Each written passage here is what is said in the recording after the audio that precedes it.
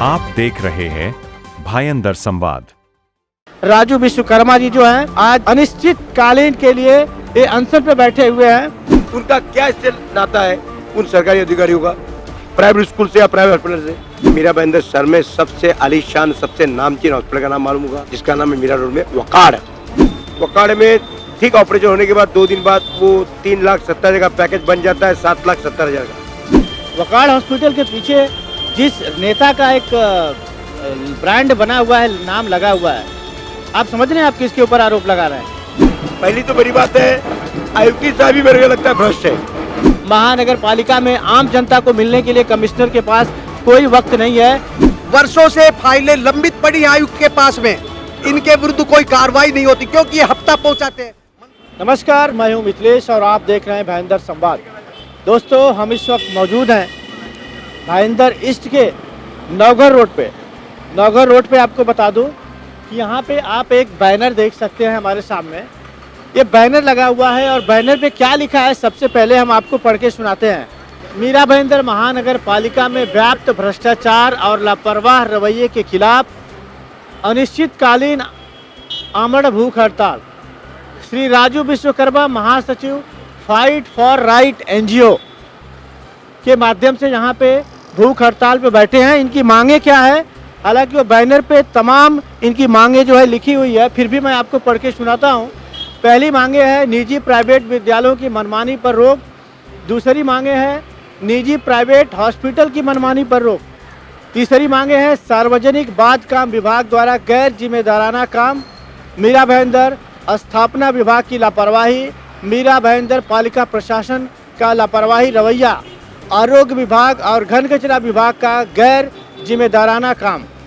7वां आखिरी पॉइंट है जो मीरा भाईंदर महानगर पालिका के माननीय आयुक्त को दिए गए पत्रों पर किसी भी प्रकार न करने के विरोध में। इन तमाम मुद्दों को लेके टोटल इनके 7 मुद्दे हैं। इन 7 मुद्दों को लेके राजू विश्वकर्मा जी जो हैं आज अनिश्चितकालीन के लिए ये अनशन पे बैठे हुए हैं और आज तकरीबन 6 दिन बीत चुके हैं। ये 9 दिसंबर से भूख हड़ताल पे बैठे हैं अपनी मांगों को लेके और आज मुझे लगता है कि 13-14 दिसंबर तकरीबन 6 दिन बीत चुके हैं, लेकिन अभी तक इनके पास ना तो कोई प्रशासन आया है, ना तो इनकी मांगों को कोई ध्यान दिया है, ना तो कोई सुनवाई हुई है। हालांकि बहुत सारे लोग आते हैं यहाँ पे, आके मिल के जाते हैं और इनके द्वारा यहाँ पे अगर इनकी मांगों से जो लोग सहमत हैं, शायद उसी का इन्होंने फॉर्म रखा हुआ है फाइट फॉर राइट का, कि आप अगर सहमत हैं इनकी मांगों से लेके तो शायद इस पर आप अपना अर्जी दर्ज कर सकते हैं। इन्हीं विषयों को लेके चलिए हम खुद राजू भाई से बात करते हैं और क्या कहना है उनका, अभी तक उनके हड़ताल का क्या रिस्पांस मिला है वो जानते हैं। राजू भाई, सबसे पहले मैं चाहूँगा कि हमारे दर्शकों को आप अपने बारे में ज़रा बताइए। मैं आपका बहुत बहुत स्वागत करता हूँ। भाईंदर संवाददाता पत्रकार यहाँ उपस्थित हुए हैं। सब मेरे मुद्दे बहुत बड़े हैं। ये मुद्दे आज से नहीं मांग रहा हूँ, मैं सन 2021 से मांग रहा हूँ। इसके पहले मैं अनशन पे बैठा था, 9 दिन अनशन पे बैठा था। उसमें अधिनियम 2011, अधिनियम 2009 शिक्षण विभाग प्राइवेट स्कूलों के विरुद्ध मांगा था कि उन्होंने मुझे आश्वासन दिया था कि ये अधिनियम दोनों का सभी प्राइवेट स्कूलों पे लागू होगा। पर लागू तो किए हैं, खाली पुनः मान्यता के लिए, पर पेरेंट्स के लिए नहीं, स्टूडेंट्स के लिए नहीं, हमारे विद्यार्थियों के लिए नहीं, उन बालकों के लिए नहीं। इसी विषय को लेकर मैं अनशन पे बैठा हूँ। ये मेरा पहला मुद्दा। दूसरा मुद्दा है मेरा प्राइवेट हॉस्पिटल। अब जितने भी प्राइवेट हॉस्पिटल होती हैं उनमें एक नियम पारित होता है, एक कायदा पारित होता है। शासन ने एक निर्णय निकाला है, उस निर्णय में ऐसा दिया है उस अस्पताल का 10 खटिया, 20 खटिया, 10% लोगों को मुफ्त में सेवा देना है। पर ऐसा मीरा भाईंदर शहर में कोई भी अस्पताल, प्राइवेट अस्पताल में ये इसका लागू नहीं है। परंतु ऐसा क्यों लागू नहीं है? हर 5 वर्ष में पहली बार जो कोई हॉस्पिटल नया खुलता है उसको 1 वर्ष के लिए अनुमति दी जाती है चलाने के लिए, फिर दूसरा पुनः मान्यता लेने जाता है हॉस्पिटल चलाने के लिए, तो उसे 5-5 वर्ष का मान्यता दिया जाता है। तो वो मान्यता देने के टाइम वो अधिकारी क्या देखते हैं कि ये नियम कायदे का पालन कर रहा है कि नहीं कर रहा है? ये कैसे अनुमति दे देते हैं चलाने के लिए? क्यों नहीं इन्होंने वहाँ पे ये शासन निर्णय का फलक लगाया है बोर्ड पर? कोई सरकारी प्राइवेट हॉस्पिटल, कोई सरकारी अधिकारी ये ध्यान नहीं देता हुआ प्राइवेट अस्पताल के साथ जुड़े हुए हैं।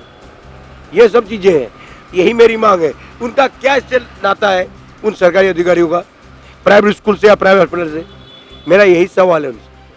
दूसरी बात, पर्टिकुलर मैं आपके दूसरे सवाल पे आता हूँ। जैसा कि आपने कहा कि हॉस्पिटल की बात किया, स्कूल की बात किया कि जो आम जनता के लिए जो तकरीबन 20% कुछ जो है फ्री दिया जाता है आम जनता के लिए, जो गरीब ज़रूरतमंद लोग हैं उनके लिए। आप ऐसे कोई पर्टिकुलर हॉस्पिटल की बात कहना चाहोगे जहाँ पे आपने अपनी मांगें रखी हो, नहीं पूरी हुई हो, या ऐसे कोई पीड़ित व्यक्ति हो जो अपनी मांगों को लेके गया हो, अपनी डिमांड रखा हो कि मुझे इतनी छूट मिलनी चाहिए? किस बेस पे, किस आधार पे आज इन मांगों को आप जो है यहाँ पे लेके बैठे हैं?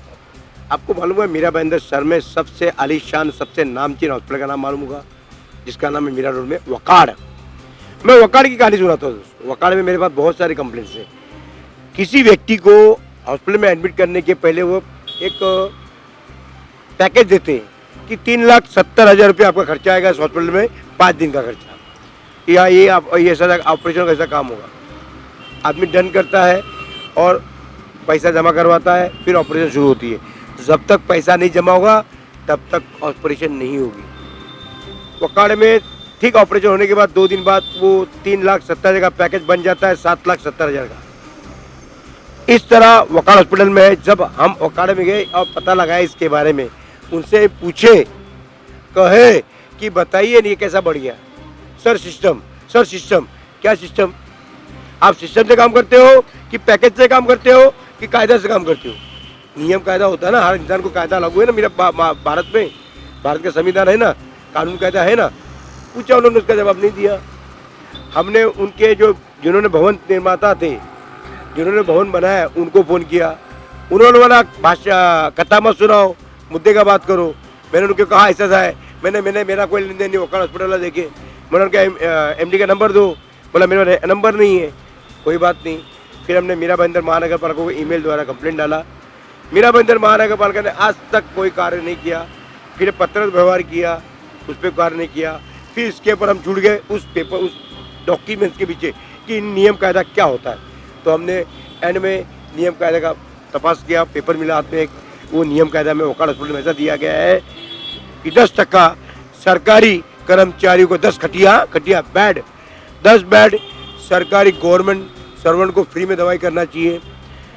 20 खटिया ऑरेंज कार्ड, येलो कार्ड वालों को फ्री में इलाज करना चाहिए। ऐसा उनके साथ शर्त रखा गया है और हॉस्पिटल बनाने का अनुमति दिया गया है। शासन का निर्णय है, उस शासन के नियम अनुसार काम करना है। तो आप जो बता रहे हैं कि वकाड़ हॉस्पिटल की बात, वकाड़ हॉस्पिटल के पीछे जिस नेता का एक ब्रांड बना हुआ है, नाम लगा हुआ है, आप समझ रहे हैं आप किसके ऊपर आरोप लगा रहे हैं?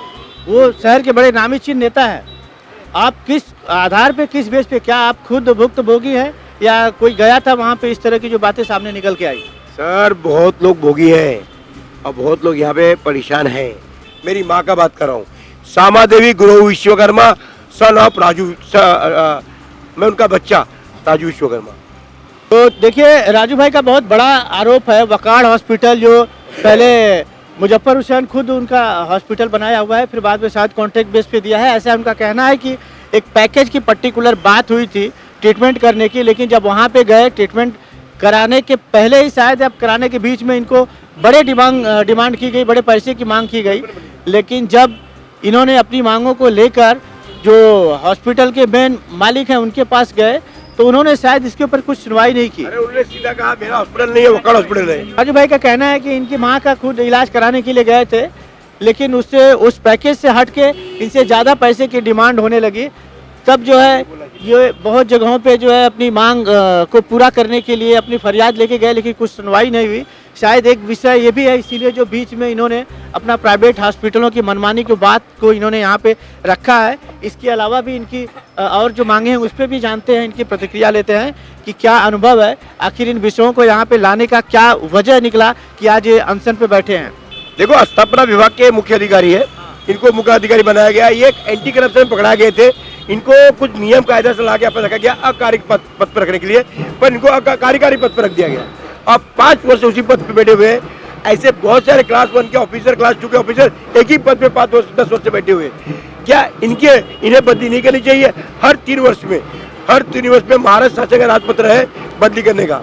ये पतली नहीं करते, ये अपने मन से चलाते हैं। तो आखिर इसके पीछे किसका हाथ हो सकता है? क्या लगता है कि ऐसे व्यक्ति को बिठाने के पीछे कौन हो सकता है? हमने माननीय आयुक्त साहब को पत्र व्यवहार से बताया कि इन नियम कायदों का पालन आपके महानगर पालिका में किया जाता है कि नहीं, तो उन्होंने उस पर कोई गमनों को मैंने बोला। उनसे हम गए 2 महीने से दूसरे सन ये तीसरे महीने मार्च से लेकर आज तक अनशन बैठने के पहले तक मिलने की प्रयास किया, खाली 2 बार मिले।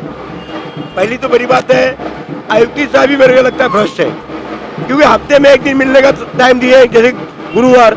हम गुरुवार को जाते हैं तो साहब रहते निकल मीटिंग में गए हैं, आए नहीं, कोर्ट में गए आए नहीं, मंत्रालय गए आए नहीं, फिर गुरुवार का दिन क्यों रखे आपने मिलने का? जनता को समय गुरुवार को दिए, खाली 2 बार मिले। एक बार उन्होंने कहा कि आप, मैंने लेटर दिया साहब उत्तर नहीं आ रहा, बोला माहिती डालो। वह लेटर पे माहिती डालू, कमिश्नर बोल रहा है। फिर मैंने माहिती डाला, माहिती डालने के बाद कैसे कुछ महीना बीतने के बाद फिर एक बार मिल गए साहब मेरे को लेटर, अरे मिलेगा जवाब रखा कुछ नहीं लेते। बोला साहब अरे you are my servant, I am not your servant.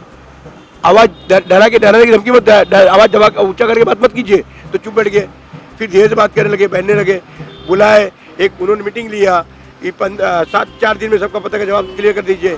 आज तक कोई पता का जवाब नहीं मिला। 9वां महीना में निकाला, मीटिंग करके बैठक लिया, 10वां महीने में लिए, कोई नहीं। सब पूर्व मेरे में डॉक्यूमेंट्स के साथ बात करता हूँ। मतलब मिला जुला के कहीं ना कहीं आपका ये आरोप है कि जो आयुक्त है मेरा भाईंदर महानगर पालिका को जो चला रहे हैं, जो आयुक्त है वो सुनवाई नहीं कर रहे हैं। हालांकि आयुक्त का एक नियम होता है कि आम जनता से मिलने के लिए उनको एक टाइम पर्टिकुलर निर्धारित करना चाहिए, एक दिन निर्धारित करना चाहिए, ताकि आम जनता जाके मिल के अपनी समस्याओं को वहाँ पे कह सके और कमिश्नर महानगर पालिका के अधिकारी जो उनकी समस्याओं को सुन सके। लेकिन यहाँ पे राजू विश्वकर्मा जी की बातों से ऐसा लग रहा है कि जैसा इन्होंने बताया कि महानगर पालिका में आम जनता को मिलने के लिए कमिश्नर के पास कोई वक्त नहीं है। एक गुरुवार के दिन जो समय निर्धारित किया गया था उस दिन भी आम जनता अगर जाती है तो कमिश्नर साहब ज़्यादातर नदारत ही नजर आते हैं। आगे क्या कुछ मुद्दे हैं वो मैं बता रहा हूँ। यहाँ मेरा भाईंदर महानगर पालिका में जब भी किसी का पदोन्नति करना यानी कि प्रमोशन देना या इधर उससे बड़ा औहदा देना, ये अपने मन से ऑर्डर बना के महाराष्ट्र गवर्नमेंट को यानी कि नगर विकास विभाग को मंजूरी के लिए एप्लीकेशन बनाते हैं। हम जब वहाँ जाके इंक्वायरी करते हैं, बोला हमने तो उन्होंने जो एप्लीकेशन दिया उस पर मान्यता दिया। किस तरह मान्यता दिया? आपने क्या पेपर चेक किया? नहीं, नगर पालिका तो अपना नियम कायदे का पालन करती है, उसके बाद तो मुझे मंजूरी भेजती है, तो मुझे उन्हें मान्यता देना ही है। कि आपने देखा कि विभागीय परीक्षा उन्होंने दिया है? बोलता नहीं, तो मतलब उसकी जाँच भी चाहिए। उन्होंने वहाँ से तुरंत लेटर भेजा गया, आज तक जाँच नहीं हुई। इस प्रकार की मीरा भाईंदर महानगर पालिका है। मैं आपसे पूछना चाहता हूँ पत्रकार जी, आप भी मीरा भाईंदर शहर में रहते हो, आपका मीरा भाईंदर शहर 79.15 स्क्वायर मीटर का क्षेत्र है, अब 2200 करोड़ का बजट है। किस तरह मीरा भाईंदर शहर होना चाहिए भाई? सड़क व्यवस्था नहीं, गटर व्यवस्था नहीं, हॉस्पिटल का भरोसा नहीं, प्राइवेट स्कूलों में भरोसा नहीं। प्राइवेट स्कूल उनको ही चलाना है, आयुक्त के हाथ में है। अगर आयुक्त बोलता है मैं प्राइवेट स्कूल में देखभाल नहीं करता, मेरा अधिकार नहीं है, तो मैं उनको शासन निर्णय दिखाऊंगा।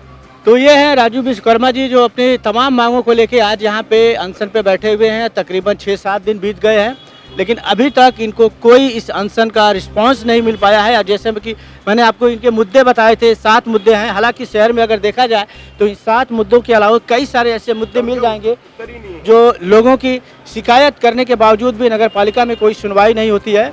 और ऐसे तमाम मुद्दों को लेके कई बार आम जनता जब वहाँ पर जाती है तो निराशा ही उसके हाथ लगती है। यहाँ पे हमारे साथ कुछ आम जनता है जो कुछ अपनी समस्याओं को कहना चाहते हैं। हम उनकी समस्याओं को भी सुनेंगे और जानेंगे क्या कहना है। आप कुछ कह रहे थे, बीच में हम लोग बातें कर रहे थे। तो मैं ये कहना चाहता हूँ कि शिक्षा के नाम पर निर्धन गरीब जनता मीरा भाईंदर में वास करती है, तो इसकी लूटपाट कब तक चलती रहेगी? अवैध निर्माण ये लोग खड़ा कर लेते हैं और स्कूल की आड़ में उसको नगर पालिका वाले छोड़ देते हैं और उनका हफ्ता चालू हो जाता है। उसका खामियाजा आम जनता गरीब लोगों को फीस के रूप में भरना पड़ता है, क्योंकि इनको हफ्ता देना पड़ता है निजी स्कूल वालों को। ना तो इनके पास में संकुल है, ना प्रार्थना स्थल है, ना कोई खेल कूद का मैदान है, और इनको लाइसेंस दे दिया जाता है। आम पब्लिक जो आजू बाजू में रहती है, इनके वाइब्रे से, डोल धमाकों से सब लोग परेशान हो जाते हैं। इसलिए इनको कब तक इनका लाइसेंस रद्द नहीं, इनको यथास्थान इनका लाइसेंस रद्द कर देना चाहिए। और प्रशासन में अवैध निर्माण के विरुद्ध आज तक सुनवाई नहीं हुई। वर्षों से फाइलें लंबित पड़ी आयुक्त के पास में, इनके विरुद्ध कोई कार्रवाई नहीं होती, क्योंकि ये हफ्ता पहुंचाते हैं मनपा प्रशासन को। यही मेरा कहना है। बिल्कुल, ये आम जनता है, आम जनता की आवाज़ मैंने आपको सुनाया। ऐसे तमाम शहर में मुद्दे मिल जाएंगे जिससे लोग पीड़ित है, शहर की जनता पीड़ित है, लेकिन सच तो यह है कि प्रशासन के कान में जूं तक नहीं रेंगती है। राजू विश्वकर्मा जी अपनी मांगों को लेकर यहाँ पे बैठे हैं। तकरीबन 6 से 7 दिन हो चुके हैं, लेकिन मनपा प्रशासन की तरफ से अभी तक कोई जो है जवाबी कार्रवाई नहीं की गई है, ना तो कोई प्रशासनिक अधिकारी यहाँ पे इनके पास पहुँचा है इनकी समस्याओं को सुनने के लिए। और यहाँ पे जो हमारे पास फाइल देख सकते हैं, मैं दिखाना चाहूँगा कि ये जो फाइट फॉर राइट NGO के माध्यम से ये जो है, जो लोग इनके इस अनशन को समर्थन कर रहे हैं, यहाँ पे आके अपनी अर्जी दे रहे हैं, अपना नंबर लिखवा रहे हैं, रजिस्ट्रेशन करवा रहे हैं। और यहाँ पे तकरीबन 2500 लोग इनके अनशन को समर्थन करते हुए नजर आ रहे हैं। और आने वाले दिनों में ये संख्या और भी बढ़ सकती है, लेकिन मनपा प्रशासन है कि इसके ऊपर आज तक कान में जूं तक नहीं रेंगनी है। देखने वाली बात यह होगी कि आखिर मनपा प्रशासन की आंखें कब खुलेगी। मीरा भाईंदर से जुड़ी तमाम खबरों को जानने के लिए, देखने के लिए आप हमारे साथ जुड़े रहिए और देखते रहिए भाईंदर संवाद।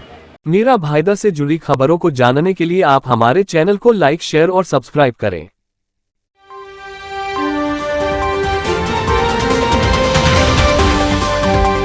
आप देख रहे हैं भाईंदर संवाद।